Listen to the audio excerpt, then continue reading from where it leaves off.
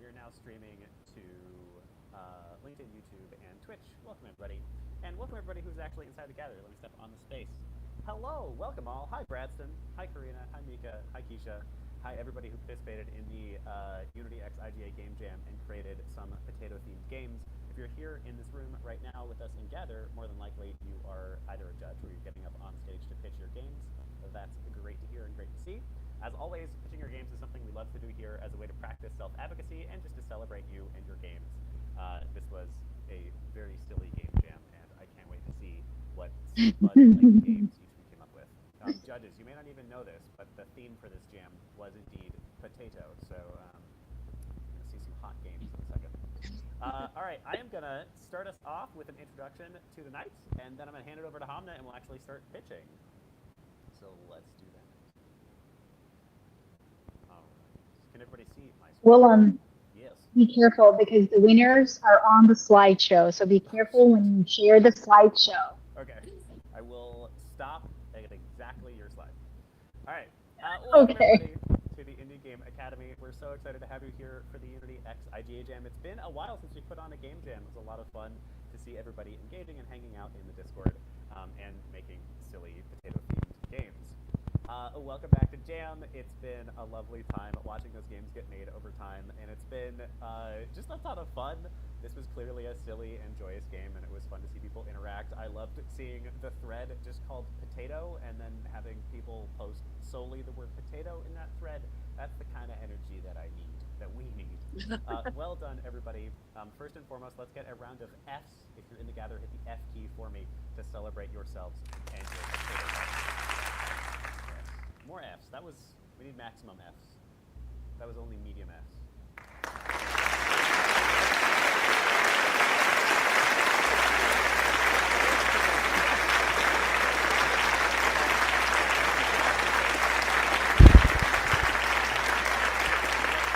Very firmly, one time, the word potato. On the count of three, unmute yourself and say the word potato. 3, 2, 1. Potato. Potato. All right, tonight's agenda is pretty straightforward. We're doing introductions right now for the next couple of minutes, and then we're going to jump straight into the pitch night. Hamna is going to be leading the actual pitches. She will be calling you up on stage, etc. After the pitches are actually done, you have 3 to 5 minutes each to pitch your games. After the pitches are actually done, the judges have a couple of minutes to deliberate and pick winners, and then we will award some prizes and then say goodbye. Nice quick night. Before we begin, in case anybody here is new to Gather, you move within Gather with the WASD and arrow keys. You can hit escape if you want to get out of anybody's full screen, so if you need to navigate or something like that. You can access the chat in the bottom right. People are basically always chatting a little bit. You can press F to celebrate and Z to dance. I like the Z button because it's just a nice little passive, quiet celebration. And then you can hold G if you have to ghost through somebody if you're stuck. My video meeting requests whenever we run something like this is to keep your mic muted unless you're currently talking. You're free to jump in. Please stay muted, especially during people's pitches so that we aren't interrupting pitches. But if you need to ask a question or you just want to make a commentary or you want to make a funny, hilarious joke about potatoes, feel free to unmute and do so. But unless you are doing so, please keep yourself muted so we don't hear the dog in the background or whatever.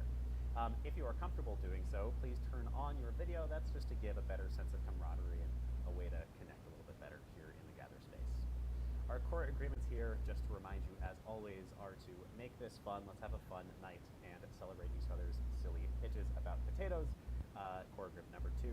And finally, let's be kind and patient with each other as much as possible. And please bring this outside of the space. Please try to be kind and patient with each other, at least where it is appropriate to do so.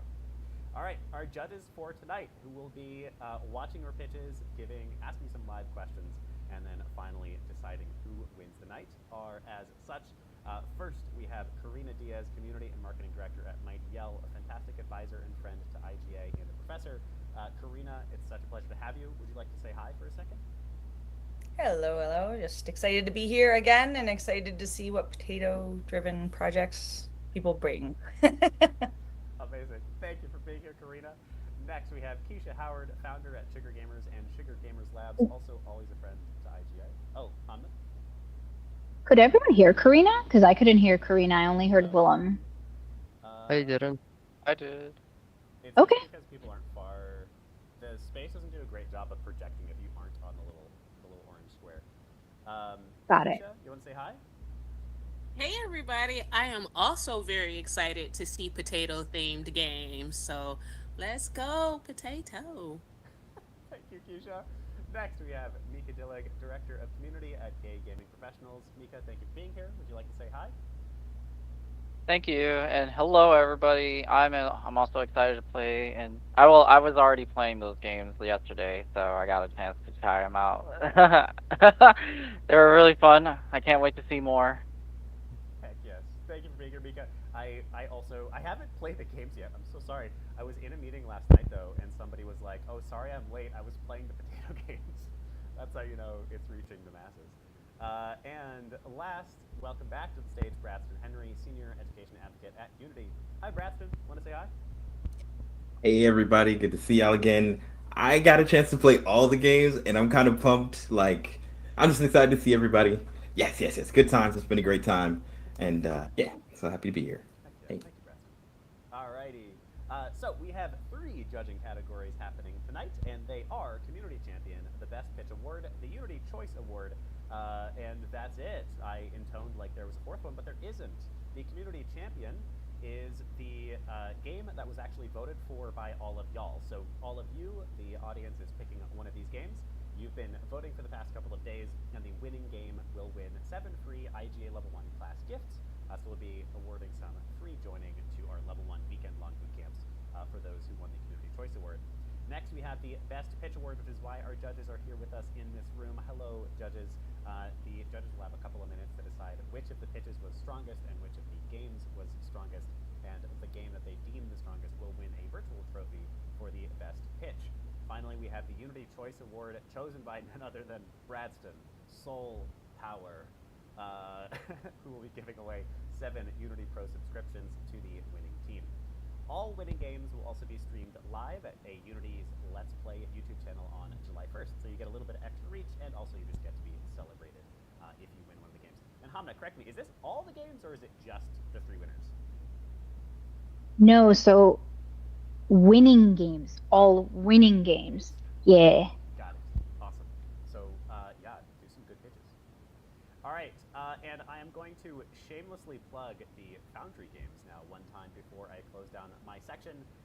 The Indie Game Academy has been running an experiment with 3 of our best student teams called the Indie Game Foundry. These 3 games are bringing these 3 studios, founded brand new indie game studios, are bringing their games to Kickstarter in October, and then launching their games for realsies come March. So these are 3 indie teams trying to make the indie dream come true. They could use your support. I just dropped their Discords in the chat. Feel free to jump in there. They're always looking for playtesters, and they are super engaged and just very sweet people. All right, I think that's it. Hamna, I think it's your time to shine. Can we give a round of Fs for Hamna for putting this all together? Thank you, Hamna. I'm going to come on the podium real quick.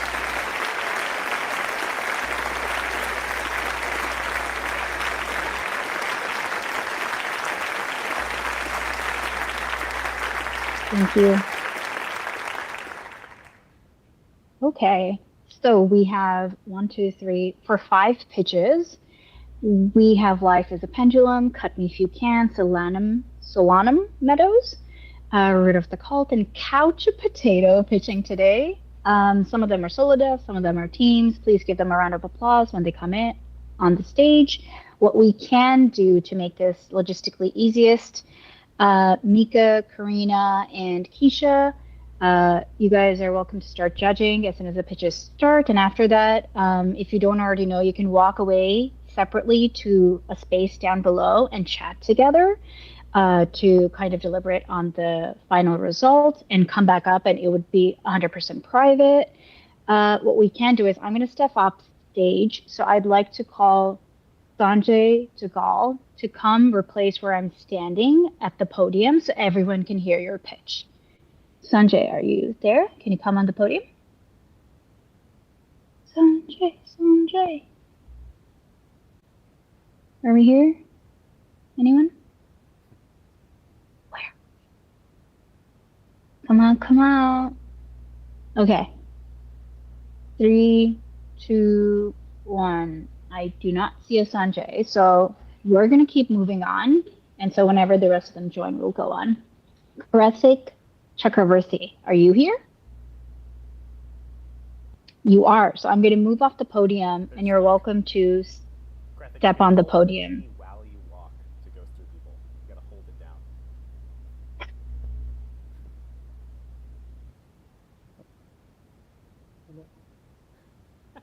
Almost. Oh, You guys make way you for gotta hold the G Karthik. key while you walk. Yeah. Guys, let Karthik out. There you go. All right, Karthik, come where I am instead of me. Yeah, there you go. I'm gonna step off and you come here. Good job, Karthik. Yay! Hello. Hello. Can you hear me? Yes. Yes, go on, start. Yeah. Hi everyone. So today I'll be pitching the game Cut Me If You Can. So I think most of you might have played the game. So the concept of the game is it's basically a stealth kind of a game where the chef chases the potato, right? Potato has to escape from the chef somehow. So the basic storyline is chef wants to cook some dish and he wants that potato very badly and he is not gonna quit until he's gonna catch you. So the game is simple. It'll be an environment where there will be a button.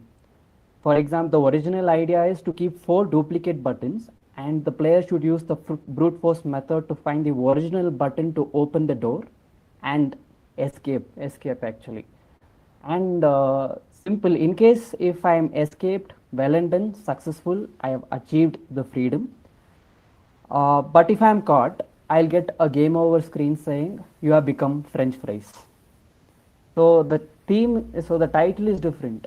Either achieve your freedom or get fried to the customers. So this is the basic idea of the game. All right. Is there anything else you want to throw in there? Yes, the game was made in like simple. It's made of Unity. Only thing I've implemented is the only for the character part I had to implement AI because I didn't have much of time to animate few characters. And things is that I wanted this game to have a kitchen kind of a setup. I wanted to have a kitchen kind of setup for the game, but limited time. But apart from that, I kind of wanted to include more features to this game, like to add more additional, like how to say, like a waiter kind of a character, and I wanted to add more, restaurant kind kitchen setup. So somehow, escape, get the freedom. I'm out of here. I'm not ready to sacrifice for the customers, or people are going to eat me.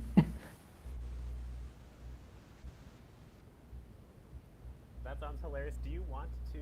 I feel like we have enough time to do this. If you would like to, you could screen share the game for a moment. Yeah, just a second. I'll just do that.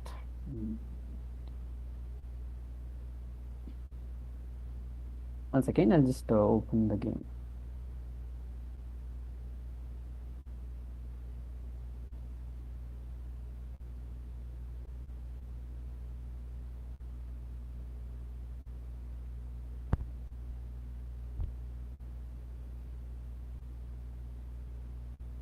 Can you see my screen? Yep. Yes. Yeah. Yeah. I can now. Yep. Yeah. This is the game. The rules are pretty much simple. Thing is, the potato which is a cube size, it'll have a rolling functionality. Thing is, I need to click. I need to have to go dash on that green button to open the door, and the main motive is just escape from the chef. So let me play the game right now. Yeah, can you see the gameplay right? Hello? Yes. Can see it. Yes, everyone can see everything in screen share. You're good. So see, you might see the character might be there, right? And initially he'll be chasing me, and I'll be dead.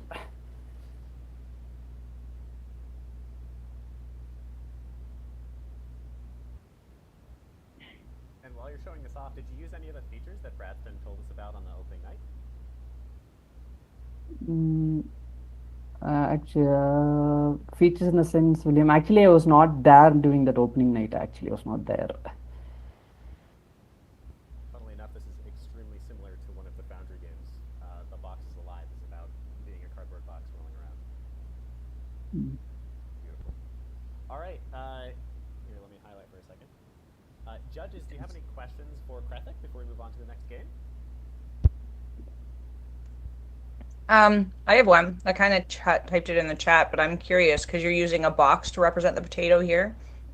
And I'm curious if you thought about how you would handle like potato physics, given that a potato is not really round, it's not really square, it's not really oval, it's got like eyes and bumps and just potentially like weird shapes. Or maybe your potato is cut into a cube because potatoes can be cut. I don't know, but I'm curious if you thought about how you might handle like the physics beyond, obviously like this mapped out box model. Yeah, yeah. Actually, I wanted to put an actual potato there, but I needed the rolling functionality to move smoothly. So that I had to kind of improvise and implement that cube potato actually. So, but apart from that, yeah, your opinion is correct. I wanted to put an actual potato there. Why did you go with the cube instead of just a potato? How to like first of all, in a game jam, prototyping. So initially, your basic prototype should work properly, right? So yeah, it was working properly. Okay, after that, I thought of replacing the actual potato with the cube, and when I did that, it was not working, and plus it was not looking that great. So I had to use the cube instead, just using the potato texture. And narratively, that was the intention all along, and it's just a game about cutting up potatoes, so of course it's a square. Any other questions from judges?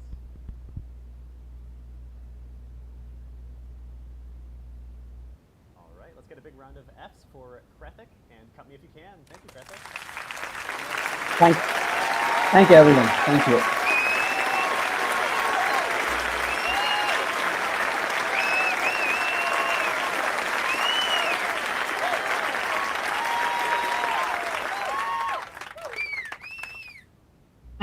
I'm not gonna lie, I don't think I've seen a cube as a potato before, so this gave me really cool ideas.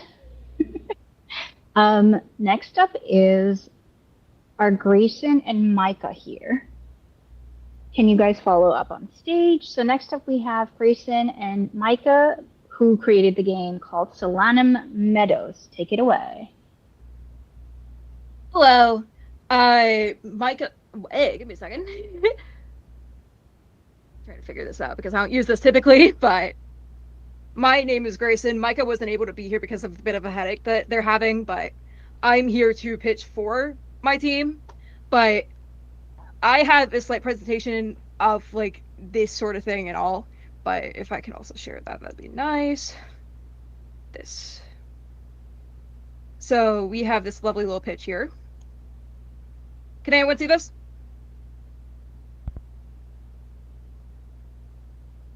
Yes. Yes. Okay. Yes, everyone. All right. So this is the world of Solanum Meadows. Made by myself, Micah, Amara, Galiba, Ridwan, and then Patrick. So basically, I like doing a little X plus Y because that's what my professors have always told me to do. But basically, my X plus Y is like, I know a lot of people like things like Terraria and Stardew Valley, but I thought, what if you mix that with potatoes? Obviously, we have to be in theme here, but basically, you get Solanum Meadows. You must farm, gather, and feed in order to gain points. And if you like farming, fantasy, and potatoes, obviously, if you would love this game. Wait a second. There we go. I have a really short trailer that my person that was supposed to be here also made, if that's fine to show. It's a minute long, so Do It it. just shows the gameplay and stuff. Do When it. the moon fell beyond the horizon, a single pale beam of moonlight could not follow. With its lunar lord gone, the light's luster broke to wisps and converged into the form of a great silver beast. His name is Bumbus, and he is very weak, and all I have are potatoes.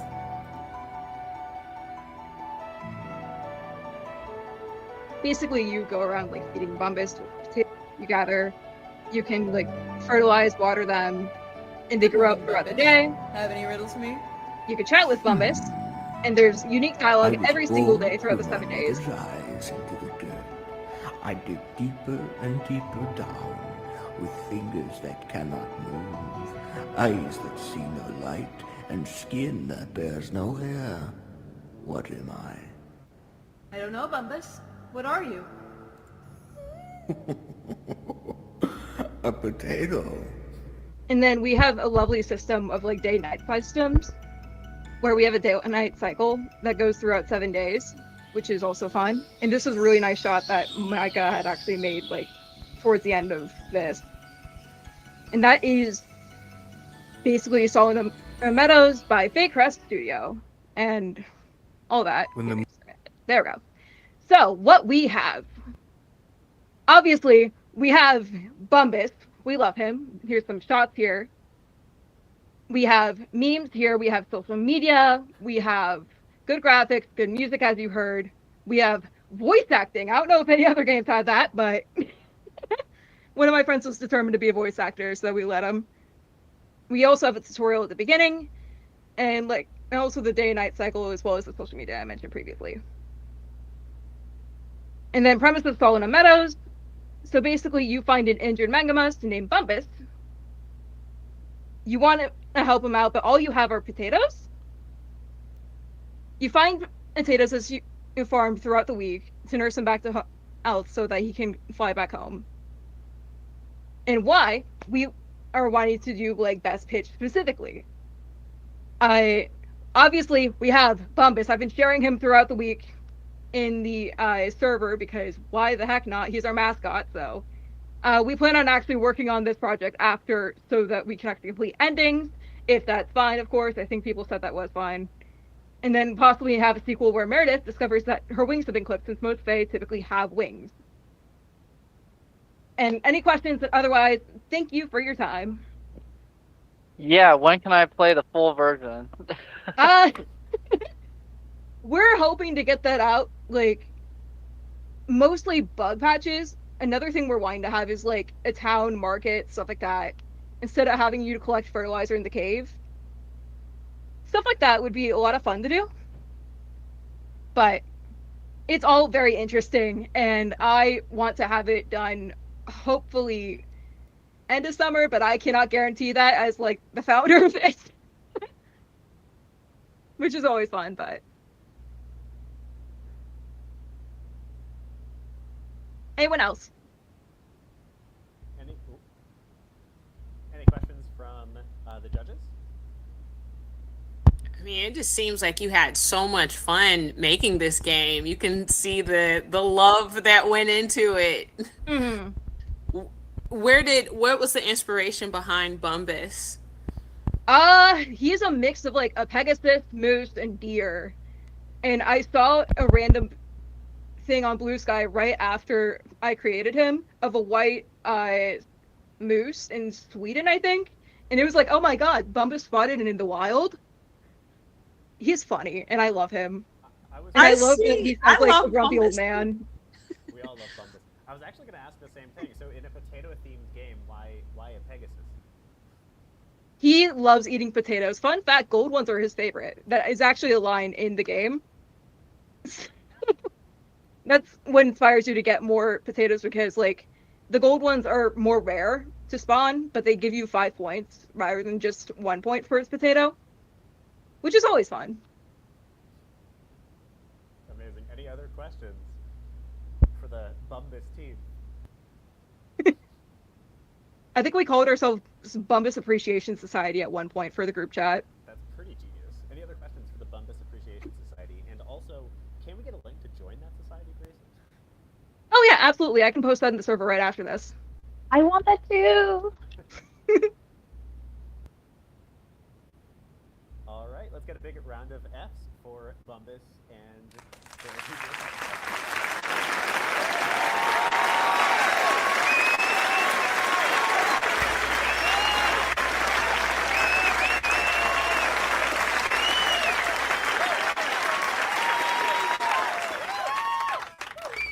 What an adorable game. Next up, we have.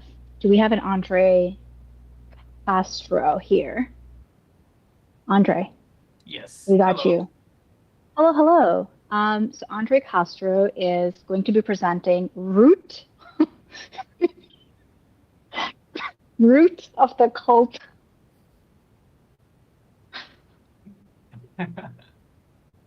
Exactly. Hello, guys. Let me just quickly prepare here. Player Hi, Andre, screen. long time no see. Yeah, long time no see. Okay.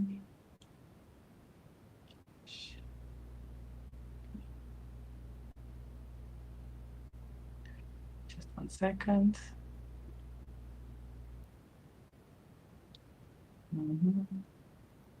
Okay, so welcome to Root of the Cult. This game was made by me, Andre Castro, and my colleague, Arpsiev Alex, also known as Swap, the art lead. This is a horror tycoon potato game of blood and sacrifice. So, what is this game? You're a necrotato, a sentient evil potato growing humans from soul, seed, blood in order to rebuild your cult. So the core gameplay is about building incubators to grow humans, harvest blood to fuel their growth, sacrifice them for money, and buy stronger souls. You can also unlock new NPCs with better soul types. And this guy is the necrotato. So the twist. It's a mix of horror and absurd comedy. You're literally a cursed potato. Players are hooked by the contrasts. Unique concept, you're a potato, but evil. Fast hook, weird idea, but satisfying loop. Expandable, built for systems, progress, and player expansion. Great jam candidate, because it's funny, it's playable, polished core loop. Systems and features already implemented. So incubation system with blood economy, NPC marketplace for soul trading and unlocking new ones, sacrificing mechanics for money, human generation based on soul level. You have almost infinite skins possible to match because we managed to get like a lot of shoes, a lot of skins, a lot of backpacks, hats, hairs. So the combinations are almost infinite. It's very difficult to say the exact number. So we also have the blood tank, so logic, visual growth over time. The external assets that we would like to credit is the easy start third-person controller that helped us out to quick start the project. The funny characters, animated low poly 3D models, they helped a lot using for the humans. The poly art ancient village that we used for the map, the Peg Sunu that we used for our funny background music, and the freesounds.org that we used for the waves and cricket sounds. Future milestones, since we are really excited to keep building this game, we decided to go for short-term fix and long-term fixes. So the short-term will be balanced early game pacing, improving visibility and lighting, improving UI and level design for sure. And the long-term ones are our planned features. Inventory system, because currently you can only hold one soul and one seed at a time. We didn't scope the game to be able to do the inventory system and fix the possible bugs that could occur after that. So the game saving as well, because we are planning to do a cult index. I'll get to that in a moment. So the day-night cycle plus the time tracker, how many days you've survived without bankruptcy, the audio and graphic settings, smarter NPCs with rules, how to sell, how to refill blood, so we can give another meaning to the NPCs besides just buy and sell. And the most important, the cult index. You can have infinite skins. Why don't you just open a museum and place them like, oh, do you have this one? I'm pretty sure you don't have this guy with these shoes, with this hair. You're not gonna have this one. This is a unique one. And that's the most funny thing about this game. So I did something else I would really love to show you guys. So 1 second. Yes, this is the team.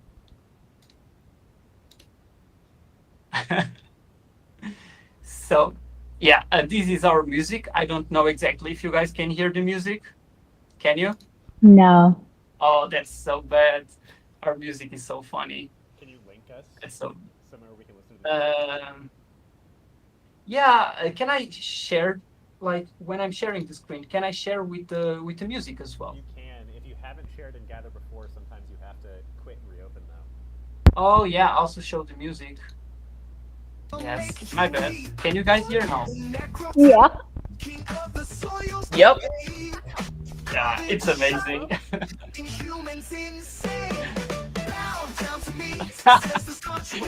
Exactly. So.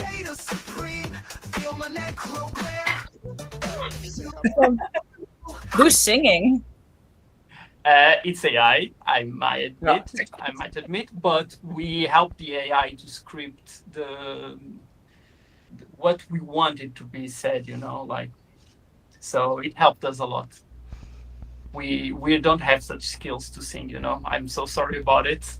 We did our best, like me as a programmer and my friend as a 3D art, but I mean, can you not those skills. Can you drop the music file into the Discord? Of course. So that we can all I will. Yeah, it's pretty funny. Andre, can you drop the music file in the Great Hall channel? I really would love to listen to it after. Yes, I will. As soon as I leave here, I will do it first thing. So, can I quickly open the game just to showcase really quick? Yeah. You could do it. You are done with your time, so just don't take too long. I feel like No, it's really quick. I love the music. So yeah, you have the incubators. You need to buy the souls. You need to get blood from here. We'll have some billboards with hints to players. As soon as you get here, you plant your soul, and as soon as you add the blood, the human will start growing. Oh. Yeah. As soon as it's ready, you collect the human, and it values $6. Okay. It depends on how many skins you have. I'll just do one more so you guys can see the randomness of the skins. Okay, now we have a Uber driver. Yeah. And that's it.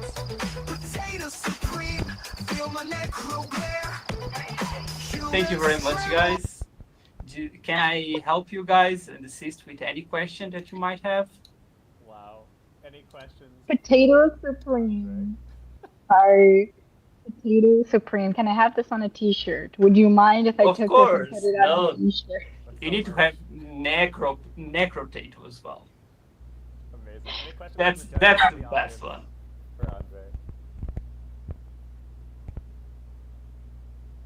I mean, the level of complexity to get to the so how many different like human random generators you just randomly generated an Uber driver? How many different variations of humans So is there? it's very hard to say the number because you have like 20 skin colors, you have like 36 backpacks, and you can just combine all of them. The only thing that you cannot have is have a hair and a hat at the same time. Everything else you can just do infinite combinations, and that's it. saying how many combinations there are. Yeah, but I can't spell the number. Like you have shoes, you have like skin, like colors, rings. You have so many things. You can even be a cameraman. I mean, if you guys play the game, just send prints somewhere so we can see what your humans look like.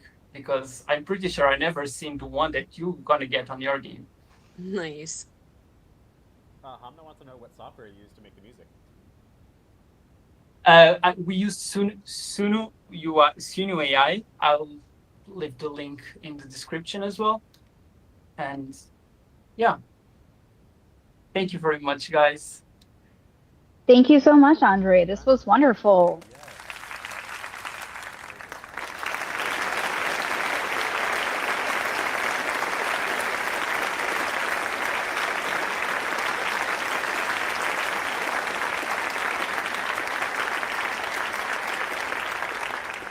I love that music.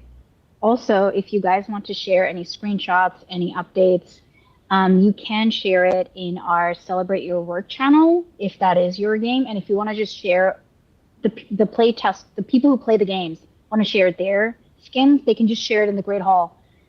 Put everything potato in the Great Hall. Everyone is going to hate me for this for the next 20 days, but do it.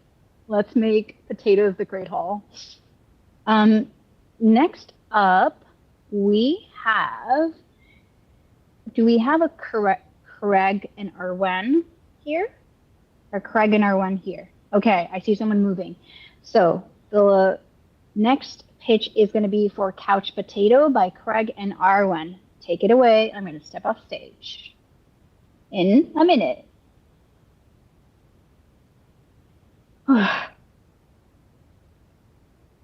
We good to go? Yeah. Go for it. I said something. Anyway, hi.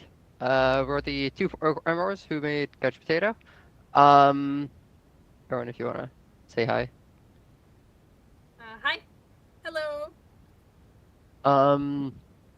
So I'll start off by a brief history of how we came up with the game. After a thrilling discussion where we all failed to come up with good ideas, we eventually found ourselves settled on the idea, but what if we just have a guy who's really lazy, who's like distilling potatoes into ethanol?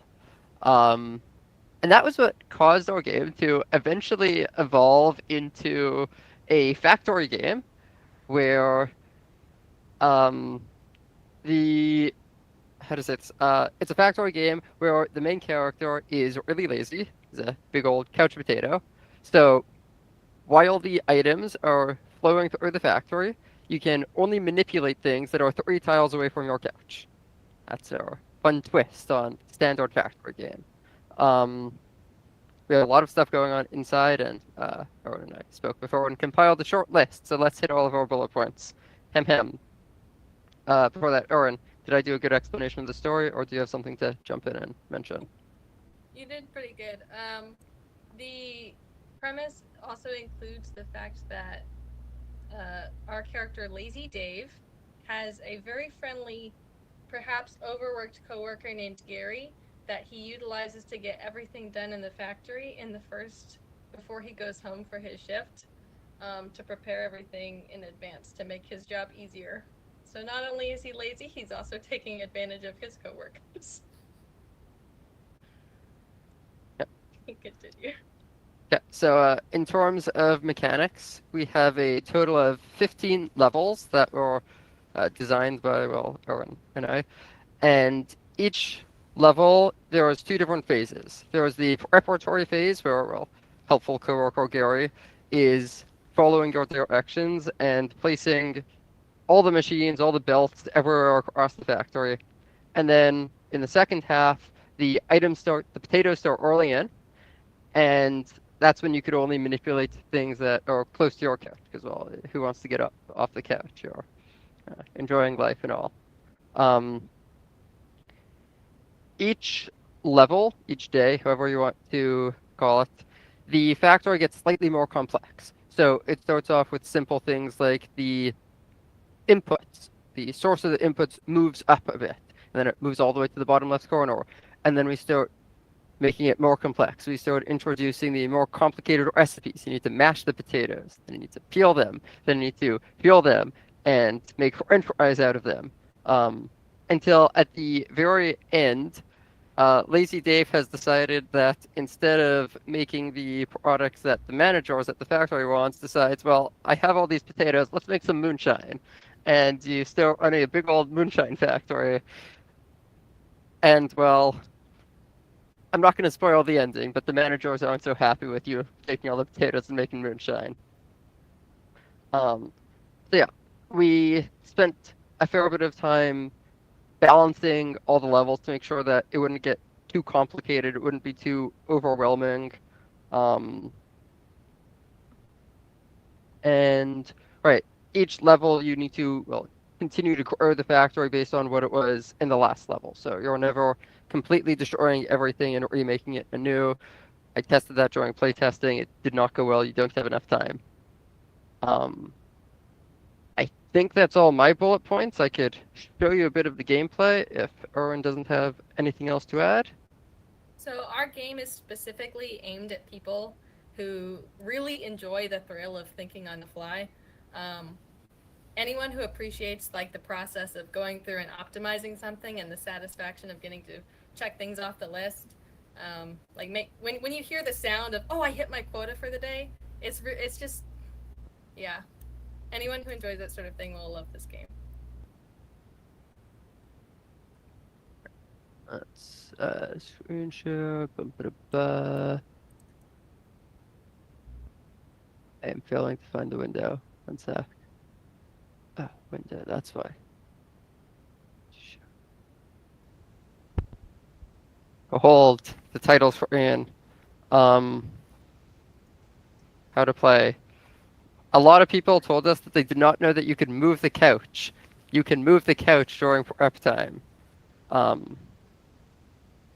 the sake of brevity, I will skip the tutorial.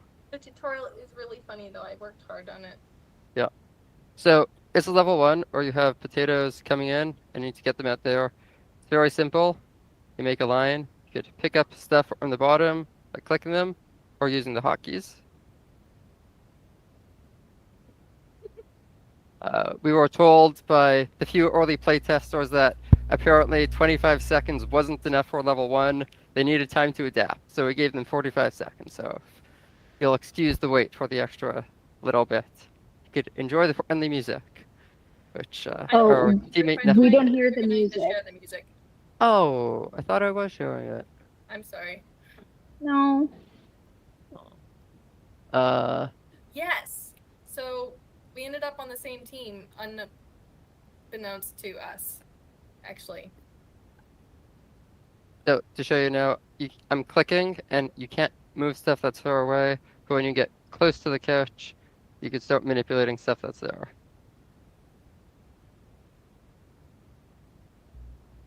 Ta-da! Hit the quota, and you could go to the next day. The concept behind this one is you need to act fast because you don't have a lot of time.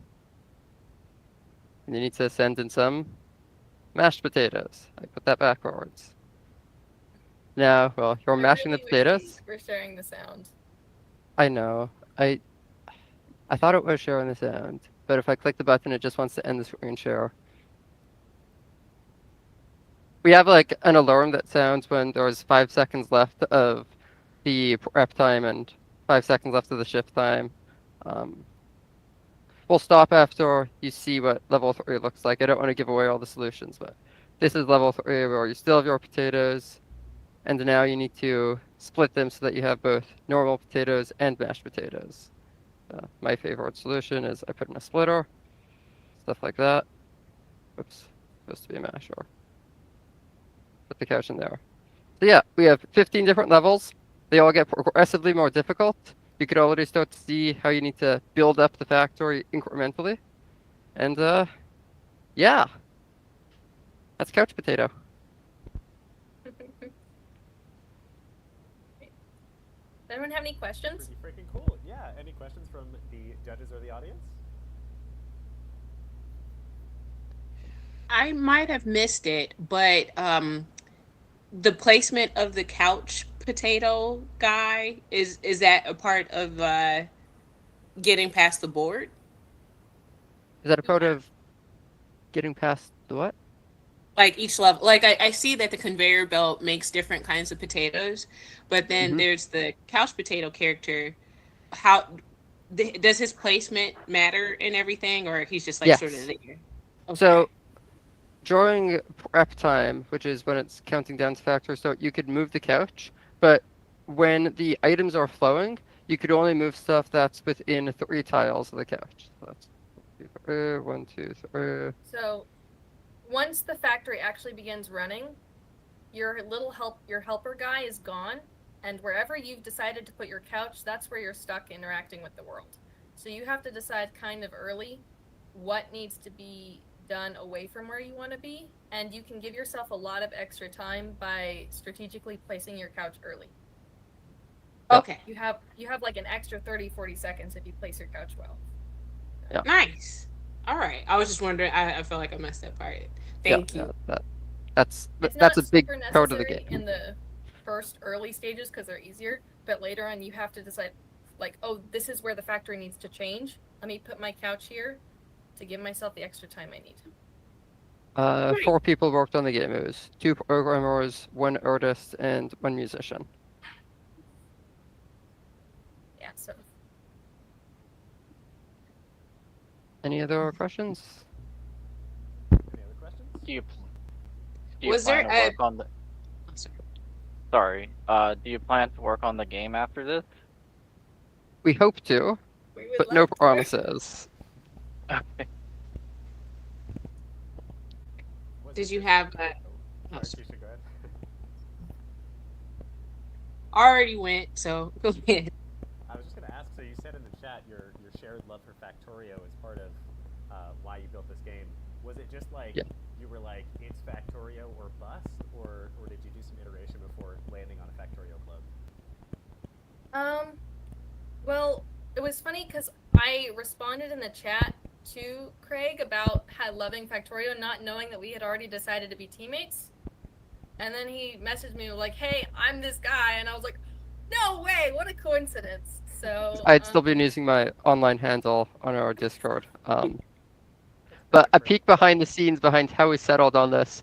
Frankly, we couldn't think of a different way to incorporate potatoes and have it be a really central part of the game and not just be, I don't know, it's bullet hell, but the bullets are potatoes, because I don't like that. Whenever I do a game jam, I like making the theme an integral part, not just a coat of paint, as I call it. So that's part of how we came upon this. we liked the pun on couch potato, and it fits so well with the concept of a factory that we just had to do it. Yeah. Amazing. Let's get one big round of Fs for the Couch Potato team. Thank you, Couch Potato. Thank you for hosting.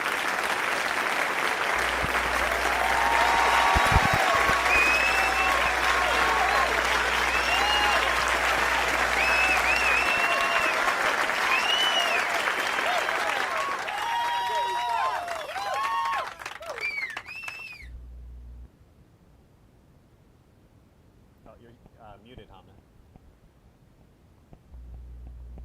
Don't you love it when the host does that, mutes themselves and talks like a buffoon in a co-working space, and people are wondering what is on with this person?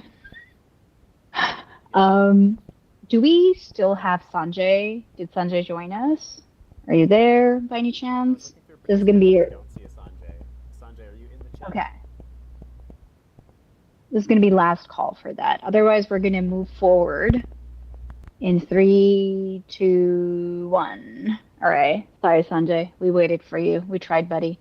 Any impromptu pitches anyone wants to do before we take the judges away for deliberation? We are welcome to comfortable, cozy pitches. It doesn't have to be a big, fancy one. But if you're comfortable speaking about your game and are in the audience, I would love to encourage someone to come up. Totally your choice. Anyone wants to do that? I would love to see some impromptu pitches. I see at least one game, Slay the Spuds, that has not been represented so far.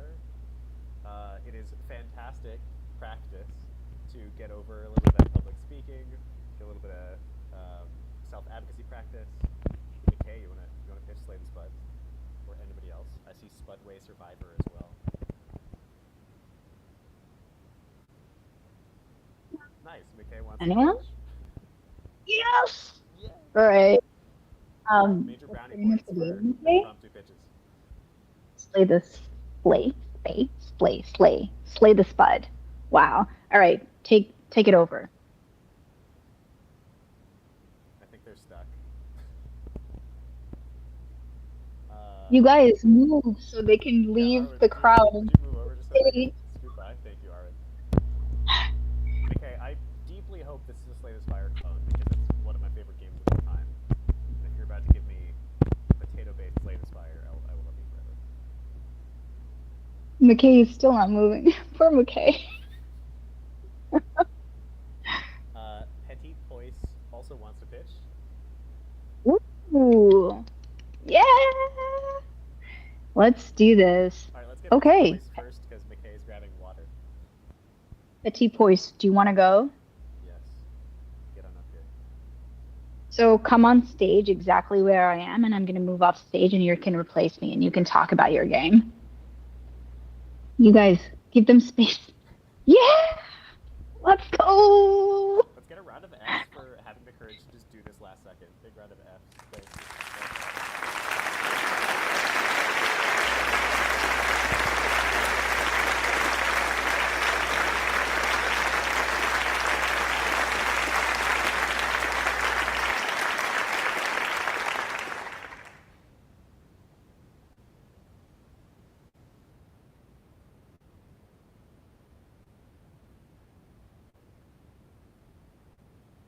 We cannot hear you, Petit Poise.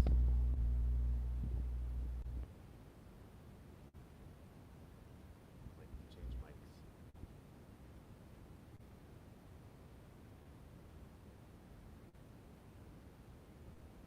We can't hear you, Petit Poise, if you didn't hear me a second ago. Might need to change mics, question mark?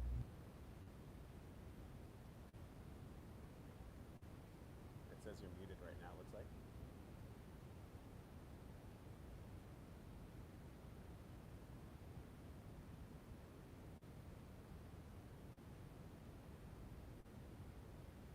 Earth to Petit Poise.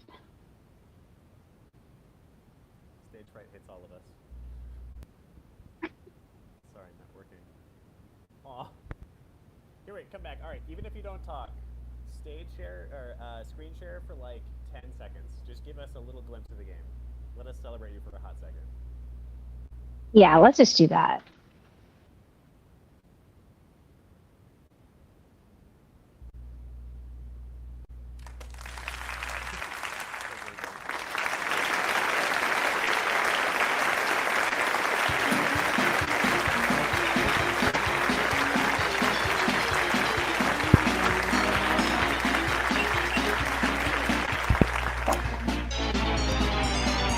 Speed that you're gaining from this.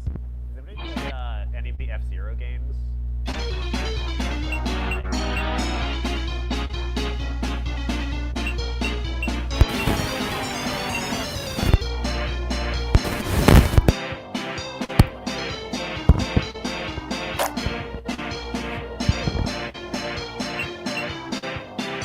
We could try.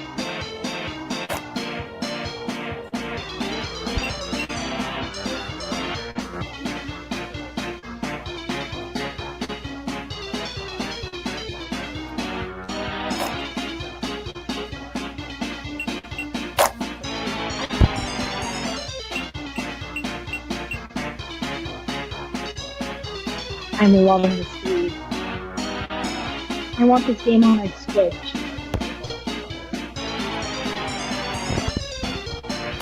Whoa. Oh, yeah. F's for impromptu pitch with 0 dialogue. That's not easy.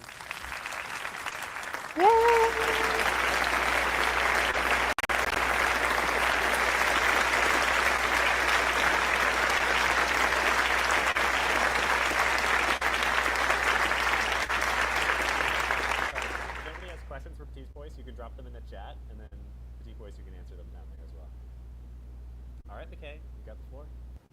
Hi, can everyone hear me? Yes. Okay, great. We made Slay the Spuds, which is a little, the whole intention was to make like a deck builder that's kind of like a mix of Balatro and Slay the Spire, but where you're fighting evil potatoes by using cooking utensils. So we were able to implement like a base deck of 6 cards. There's 3 types of cards. There's methods like chop. There's boil in the starter deck that deal damage in different ways.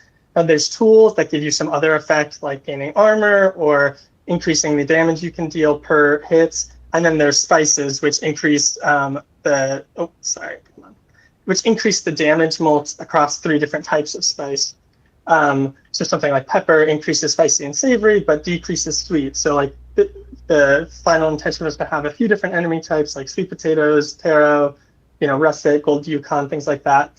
And then you can so like you start with a certain amount of time. Each card costs time, just like in Spire. So I could play that card, and then this will now deal 6 damage because it's +1 damage 3 times.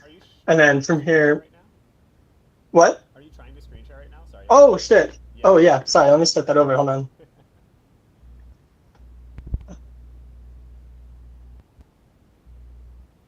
Let's do. Okay, there we go. Right. This is Slay the Spuds. Visually, you'll get a feel for it. It's a cooking deck builder, like I was saying. So here, I didn't draw any. Or I drew boil, which deals 5 damage 1 time. Then here's like an example of one of the spices that increases damage to different categories. And then this is like one of the pots. So for an example in this one, maybe if I want to try to do more damage, I'll play pepper to increase spicy and savory, and then I'll deal boil, which will deal significantly more damage now. And you have 3 time per turn to spend. Then you can end turn and it refills your hand, and the enemy takes the turn. So that's the basic flow of the game. We designed a bunch more cards, or I designed a bunch more cards that we were hoping to turn into like a full deck builder, where between fights you would get to spend money, and the money you earn, I'll go back to the game. The money you earn decreases each turn. And so the faster you kill your enemy, the more money you get, and the money is your score, and then you can spend that money on cards in the shop. We weren't able to implement the shop, but this is kind of what it would have looked like. Yeah, that's the basic pitch. That's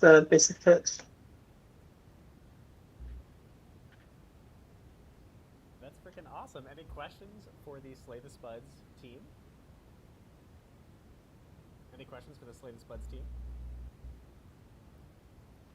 Is it only combat so far, or are there like random events like Slay the Spire has? Right now it's only combat, and the goal was to focus on we wanted it to be like replayable with kind of a high score. That is your goal. So the thing that we thought was kind of fun to play with, the 2 things I was thinking of mechanically that were fun to play with were, 1, trying to combine combat with Balatro's multiplier feeling of like trying to get the highest score, and 2, giving you a resource that's tied to how strong you can get, but is also tied to how good of a run you did. So like your gold, the amount of gold you earn each fight being your score, but also that's what you spend to like buy cards. But we didn't get a chance to implement any sort of like events. That would be great though.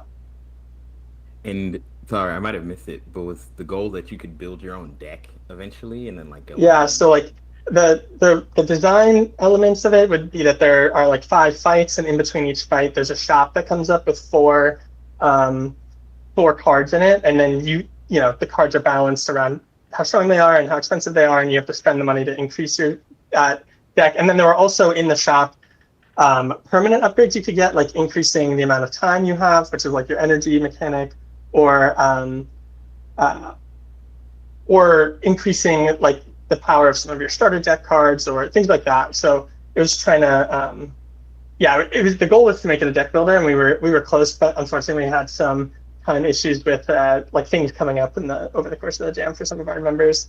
That's normal. Arwen says, I want to know more about sweet versus spicy versus savory. Yeah, so basically we've figured that like we knew pretty early on we wanted to have it be like methods, spices, and tools as like the 3 types of cards, and we're thinking like thematically spices improve a diff. So they would also increase the amount of, like, mechanically, maybe that could increase the amount of damage. And then it would be like, it would be the way that sweet, spicy, and savory works is that each potato enemy type is weak to one or two of the types. So like sweet potatoes would be weak to sweet. Russet potatoes are weak to spicy and savory. And so each turn you play the cards that increase your spice level, and then like you're dealing more damage to those specific potatoes. So, trying to figure out as you're going, like if I can share the spices. 1 second. Like, for example, here there's there's like the 3 different icons. There's savory, sweet, and spicy. The pepper, I think we maybe put the wrong icon there, but either way, like the different types of spice, like each spice that you could add to your deck is like specific to one type of spice, if that makes sense. That's amazing. All right, let's get a big round of Fs for McKay. A pleasantly awesome game. Thank you so much for the impromptu pitch as well.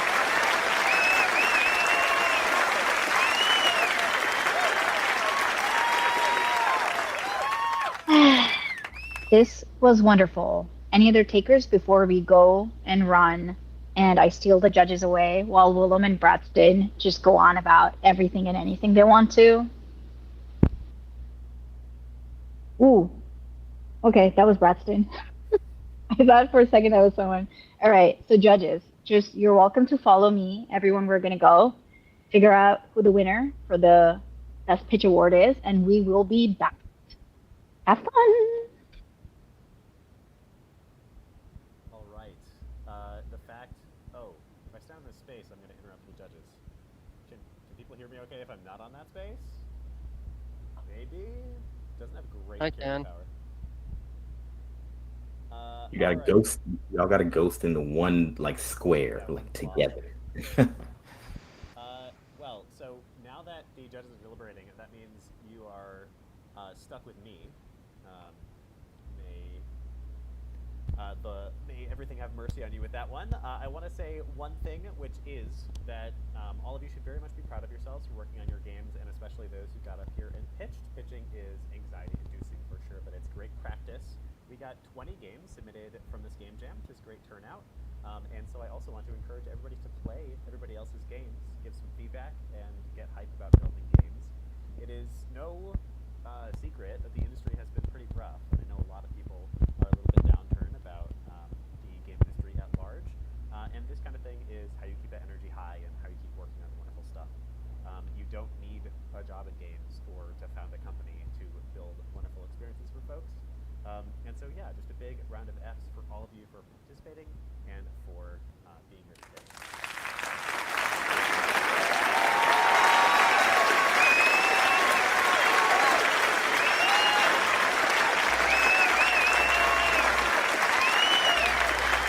And I don't know if y'all can hear me, but I just want to share that one of the big ways that I built my portfolio was game jams, because game jams, you know how it is. Like, it's not going to be exactly what you want. It's not the exact vision because you never have enough time to do it. But game developers know game developers. Real knows real. And I think that just this type of experience of like building with a team and trying new mechanics and trying out new things is really where it's at. And to Willem's point, hey, sometimes that job won't come tomorrow, but it might come the next day, especially as you build really cool things. And you never know what you'll fall in love with in game development. And sometimes just doing game jams like this is all that's about. So yeah, props to everybody. It's awesome to do this. 100% agree with that one. We had the podcast. You are all welcome to join. It is live in the Discord. You can ask your own questions of the guests every Wednesday at 12 p.m. One of my favorite episodes that I refer back to all the time was with the Coin Crew Games team. They're an indie company that made Escape Academy, among a number of other games. And one of the things that they said that I've always referred back to because it's very inspiring is that when they're looking for new game developers of all forms, so game designers, engineers, artists, they actually prefer people who have game jam experience, and they will explicitly ask about game jam experience. And the the reason that they do so is, one, because of the sort of creative expression that comes with game jam experience, but two, because it is a direct representation of how well you can stick to your deadlines. It is really hard to finish games on time. So many games get pushed back, and if you can be somebody that consistently hits those deadlines and rolls with the punches of being like, man, I wanted to do so much more, but I guess this is all I'm getting done. That is such a quintessential part of game dev. So yeah, absolutely, do more jams, y'all. I also want to invite everybody on June 30th. We have a showcase. If you want to show off your game and get people to publicly playtest your game, you're welcome to apply at the link there. We're accepting 8 games to join the showcase, so June 30th, join the IGA showcase. And to those who are watching on stream, I've dropped the link to play the games from this jam, as well as the link to the showcase if you would like to apply to join that. Bradston, how do you think people did? Oh man, so number one, I love game jams. So, and also like, I just love to like see people's vision. Like, it's like, if it's like, Slay the Spud or what have you. I mean, I played everything. I really had a great time. So I get in trouble because as you all know, I'm doing one of the categories, and I was like, oh, I'm gonna play all the games, and like I have some limited amount of time because I'm working, and this is part of my job as well. And I was starting to play games, and I was like, oh, I'm gonna play it again, and I'm gonna play it again, and I'm gonna play it again. I was like, wait, I gotta move on to the next game because I'm not gonna get So I had a great time. Really, I enjoyed the diversity of games as well, especially from the theme of potatoes. How many different types of games was really cool. I think that was probably my favorite part, the diversity of games. Deck building games are always welcome in my book, so I'm actually really pleased that you were here, McKay, and that you felt like showing off Slay the Spud. What a cool game. Also, I think I just dropped the corrected showcase link. I think I copied the wrong link. Let me know if that works. If anybody wants to join, No. show off the game. Still no. No, it's still no. Like I could just click request access, but I feel like that's not the best idea. It's something bureaucratical chaos. I think it's this. Hold on.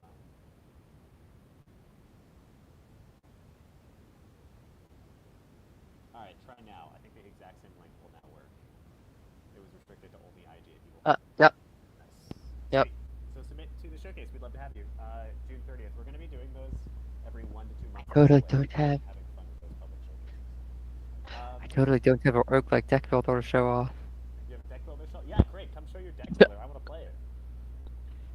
Grayson, deadline. There's no deadline to submit, but we are only taking 8 games.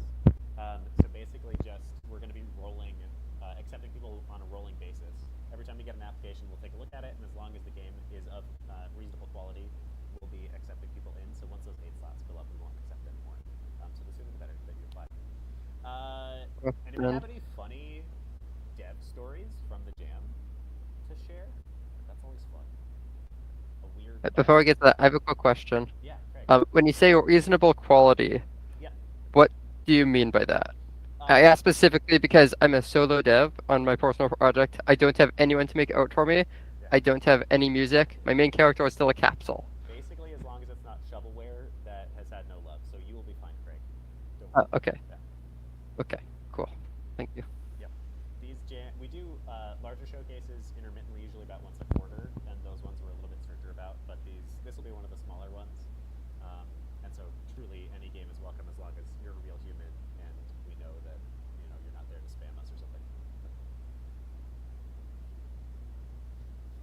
Nice. Yeah. Anybody have any funny dev stories?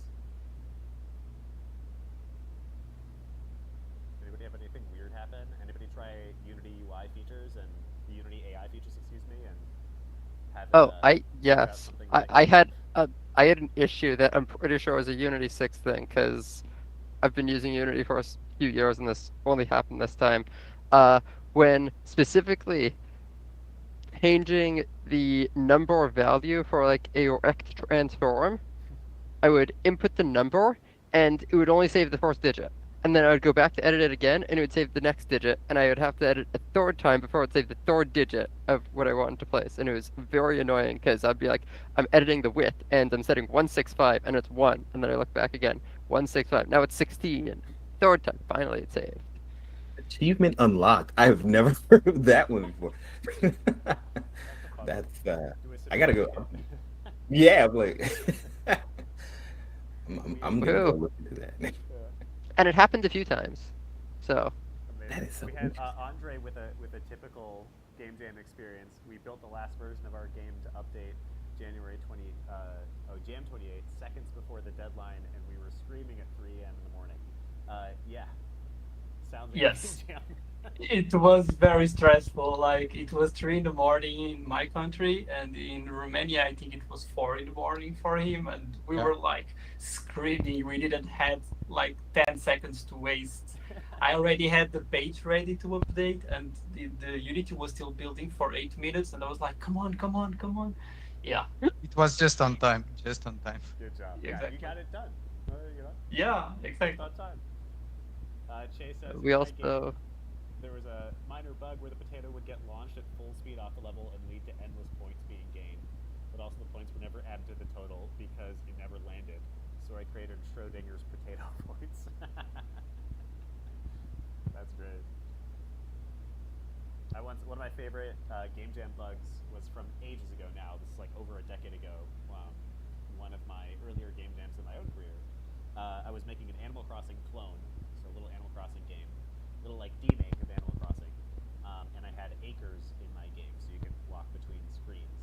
And I had a bug where if you left an acre and came back, every villager would get duplicated, and not only would they get duplicated, but it did unique memory allocation for those villagers. So like, you'd walk into, one Tom Nook would hate you, and another Tom Nook would be like, "Hey, you're all right, you're my friend." And I always thought that was hilarious. I saved out a build with that bug because I thought it was so funny. Spam the It's world called with a thousands feature. of those. That's a feature. That is not a bug. What do you have, Andre? Oh, so I have another one to tell. I don't know if you guys remember, at least you, Willem. I have a kid. It has 1 year and 3 months. And my kid never played a single game. But while I was developing this game, sometimes I had to stay with him while coding and taking care of him at the same time. So this game, he was my first playtester, and it was his first game that he ever played. Wow. He jumped in our game. So it was like, what? Yeah, so it was something special for us because it was his first game, and it's a potato game, That's a pretty special moment. Yeah, it was very funny. I called my wife as soon as it happened. I was like, David just played my game. He almost found a bug. I have a friend who's actually one of my mentors, taught me game dev, and I feel like almost every game developer has some sort of side project. They're working on some game, or at least they're doing jams now and then. And his side project is he's making a game just for his 2-year-old kid. It's got all kinds of stuff in it. It's very sort of random. It isn't very well thought out as a product, because that's not what it's supposed to be. It's just a thing that he continually adds to for his kid, and I've always thought that's adorable. So his kid will ask for a fire engine in his game, and he'll just stick a fire engine in the game, and that's it. I think it's so cute. Just not trying to make money and not trying to get people to play. It's just for his kid. I love that. Did anybody play with any of the Unity features? I played with the Unity AI a little bit. I did some image gen and some script gen. What did you think of it? What was it? It's pretty good. I mean, I haven't used. I used the hell out of ChatGPT for basically like almost a design assistant. So I'll throw it ideas. It'll pitch me back docs. I often get first versions of things. Like I'll ask it for a balance sheet or something, and then I'll use that balance sheet and adjust it myself.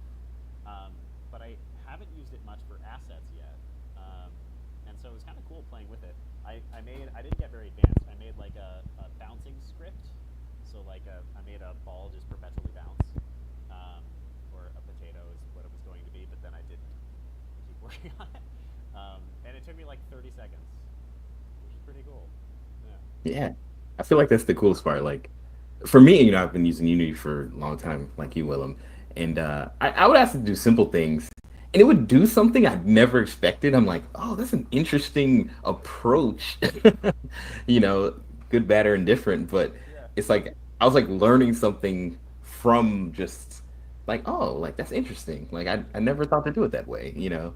I didn't even think of that like application. It's a engineering problem solving exploration device. Yeah. Yeah. Bezier is like the cursor for Unity. I haven't tried Bezier at all. Yeah, I've seen it before. I've never used it, Bezzy. It's like but I've never used it. Amazing. Any other Bradsman, actually, how about this? What is one of your favorite Game Jam games you've worked on? My favorite. I'll get. I think I shared during the kickoff that one of my favorite was the second person horror game we made. Oh yeah. But I'll share a different one. It's actually like a goofy game. So the we did the Game Maker's Toolkit game jam, and the theme was out of control. And we were trying to think like it was me and one of my friends, and we do a lot of game dev projects together. And we were like, okay, like we make a lot of 3D games, we do a lot of different things. We were like, let's do something completely different. So what we decided is we made a like work simulator game. And you can find it. It's called Javier's Assistant. It's on itch actually. Yeah. Some of our like little games we do on the side. What is our company that we have? Sleeping Zebu. Yeah, Sleeping Zebu Games. I'm linking y'all. So Javier's assistant. So the whole goal was that you would play as like an assistant for this like insane guy who like keeps giving you tasks. And what we were like, oh, let's do like voiceovers. So I did voiceovers. I'm Javier. My friend does another voiceover, and his wife, who doesn't make games, who doesn't play games, was like, "Can I get involved?" And she did voiceovers, and it was just, I don't know, I had so much fun with it. Like the game, eventually you get a little bit of anxiety with it. Like that was kind of out of control. That was what we were going for, but yeah, I really had fun. It was like just a different game experience that I'd ever done. It was just kind of more of an office simulator. That's one of the things that's Chaos. awesome about game jams. Absolutely, I love like playing around with mechanics that I would never really touch. Um, the second person horror, I've definitely like sat with designer friends before and been like, what would a second person game be like? I've had that exact conversation. Krathik, you want to jump in and say something here? Hello. Yeah. Yeah. So actually, I'm not good at level design actually, but that time I got an experience to use Pro Builder in Unity Pro Builder. And like at the last minute, I really got a hard time, but yes, I kind of did it. But for the AI part, I thought of using behavior trees, but I was not. Don't have much time to learn about it, so I had to use the traditional way of coding the AI actually. That's awesome. I'm glad you got to play around with a new tool. And this is just a cool thing. I remember Pro Builder was like just a asset that somebody had made on the asset store. Like it was just its own thing. And so eventually they built it so well that Unity kind of absorbed it into, so you never know. You make something really cool, you could be a part of the ecosystem. So Are we? I just realized that Hamna and the judges left the room. They did that a while ago, like a few minutes ago. No. I do have another jam story to share. Not from this jam, though, from a different jam that I did. So this is, 2 years ago, I think it was. The theme of this jam, 48-hour jam, was the space between. And I like modifiers. So of the 15 odd modifiers for the jam, my team ended up implementing 9 of them. And key point here, one of the modifiers was have your game have 2 players. So we took that idea and we ran with it, and to incorporate the theme, we had 2 players and they were attached by a string. My job for this entire jam was to make this a string. I spent 75% of it. It was hell. Making a string that connects 2 objects together? Have you ever tried doing that? Isn't there a... I feel So here's the thing: distance joints. You can use joints. It's like the If I use the distance joints and I made them too small, then they would break. And if I made them too big, then the string could slip over corners and stuff and act weird. So I ended up not being able to use them. Amazing. All right. So, Well, it's been a pleasure anyway. chatting. Thank you for sharing your jam stories. I think it's time to course. announce some winners. Hamna, do you wanna tell us what to do here? Or, yeah, right at the end.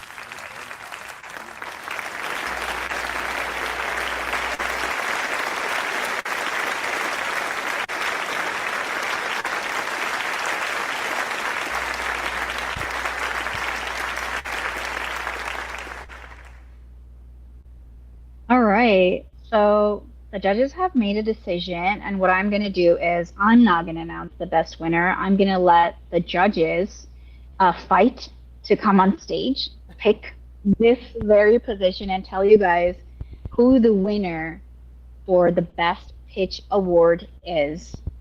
So judges come on stage and then fight and announce. I'm gonna back off.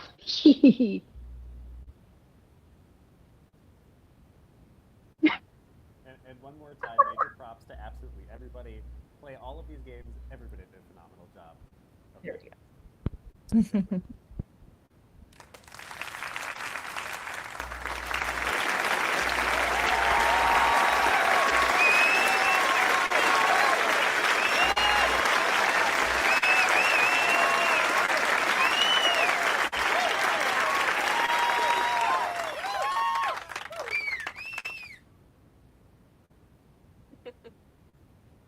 Mika's still dancing, so I think that they're choosing to.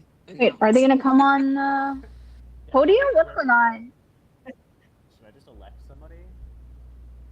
Yeah, just pick someone. Go ahead anytime, yeah. Okay. All right. So Here, Mika, basically, I'm happy you're doing it. Step on the thing. Walk over to the thing. You can definitely. Yeah, there we go. all right, there we go. Okay, there we go. Okay, awesome. So, thanks for waiting, everyone. So we have talked about who wins the best pitch for tonight's event, and it was very difficult. Let's just say that it was very difficult to be picking throughout all these excellent entries because they really are excellent.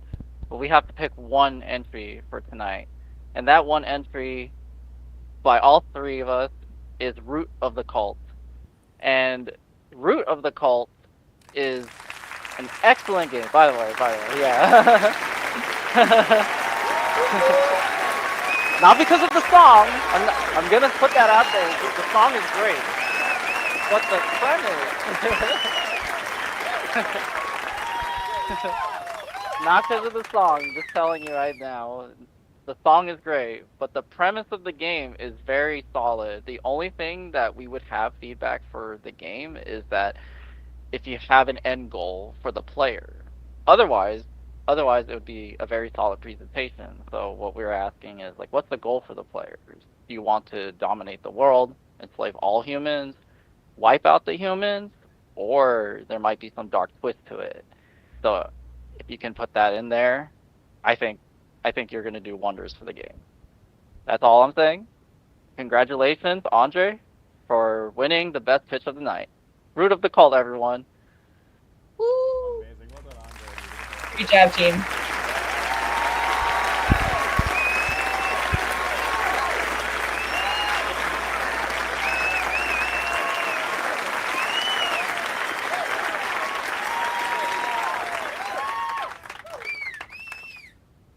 All right, Hamna, are we doing the community champion next?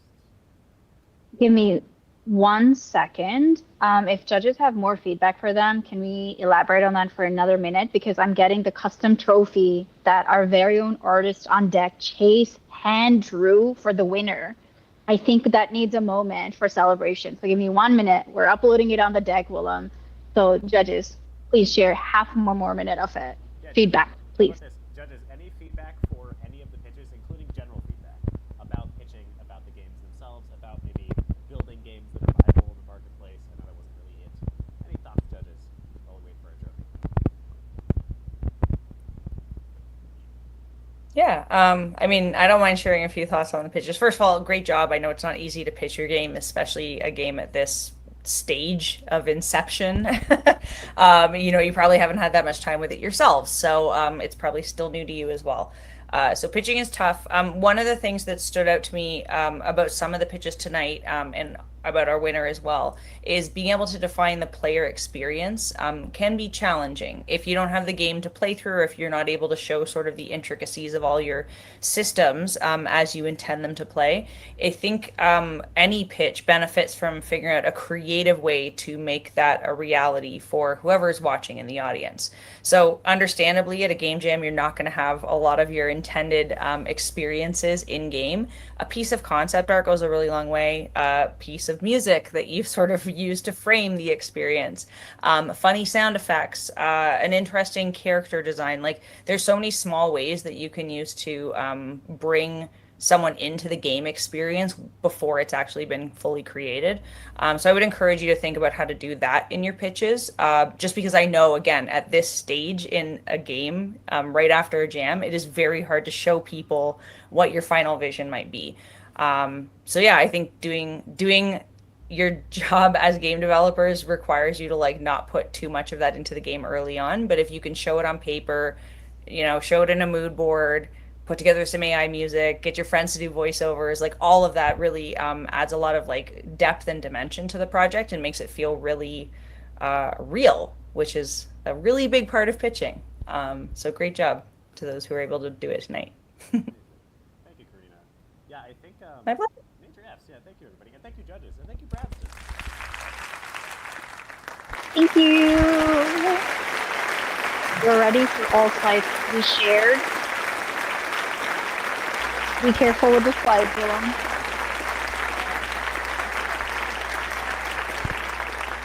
Out of the pitch is for the players, the audience, to understand what the game is, and that's true for basically anybody that you're pitching to. Even if somebody's about to give you $500,000, they need to know what the game is before they can consider it. So, all right. So first of all, a big thank you and well done to everybody who pitched tonight. That definitely takes a little bit of guts, and I know it might not be super comfortable. So well done for even getting up on stage. To the Company of Can, Solanum Meadows, Root of the Cult, Couch Potato, and Slay the Spuds teams. Good job, everybody. All right, so first is our first award that we already heard from. The Best Pitch Award goes to Root of the Cult by Andrew Castro and Archiv Alex. This is your custom digital award. Thanks to Chase for creating this for us. We will be sending this along to you as well, so you can use it wherever the heck you want. Post it up on LinkedIn. Print it out, put it on your wall, give a copy to your partner, wherever it makes sense. Well done, Andre. Amazing. That's amazing. Thank you, guys.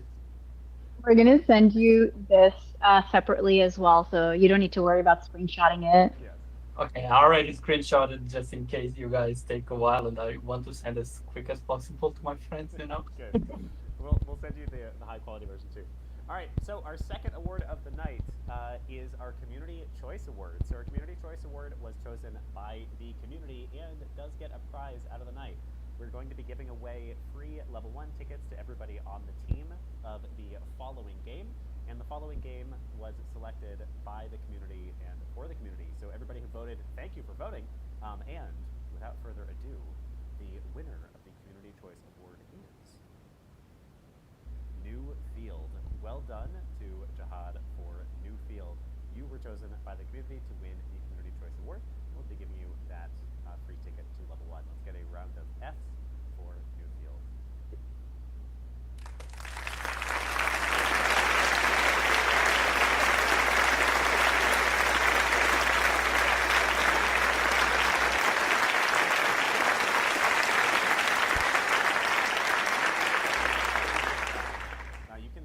Yeah, you need to leave the podium. Yeah.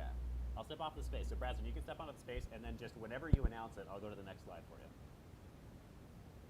I'm stuck. Sounds good. Sorry, I'm muted. So first of all, this is a great event. I had so much fun playing all the games. Like I said earlier, I think the diversity in games was of like the different types of games, the genres, just the way that people implemented their ideas. I loved. Man, I'll tell you, as I was going through and trying to really determine who's going to be the Unity Choice Award. I was thinking about a lot of different things. On what is an interesting idea? What are the mechanics? What is the gameplay loop? What is the finished quality? Could I see this being a full game? What was presented on the day, and what's the future of the game as well? Art, music, everything. And for me, this game, kind of after playing everything, I said I really feel like this is the winner for from a Unity Choice Award. For all of the different aspects of things. So I'm going to go ahead and just say it. The winner of the Unity Choice Award is Solenum Meadows by Fake Crest Studio. Great job. The gameplay, the idea, the voiceover, the extra level, the art, everything, the gameplay loop, different dialogue on different days. So, shout out to y'all. Congratulations. All of the winners, and definitely for Selena Meadows. Well done. One more round of Fs, please.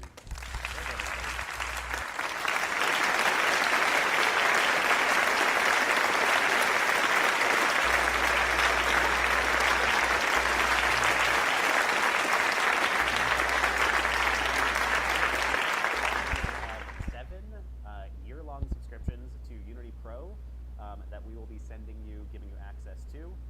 Well done. Feel free to split that among your team as you will. And Hamna, you want to wrap us up?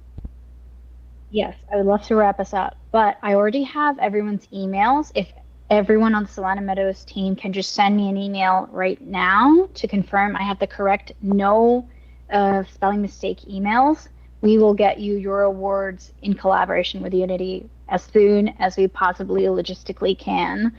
But other than that, thank you so much for this, guys. This game jam was a dream come true for someone who just loves potatoes. So all the judges, all the participants, all the people watching this on stream, on Discord, LinkedIn, YouTube, we really appreciate you. And as a goodbye, let's just say one last time the word potatoes but broken up. Can everyone unmute? And instead of goodbye, can we say potatoes, please? 3, 2, 1. Oh, thank you. Potatoes. Well done. Potatoes. Thank you, judges. Thank you, Bradston. Thank you, everybody who participated. And Thank you so much. big love, everybody. We'll see you in the next jam. One last round of F. Thanks for having us. Thank you. Great job.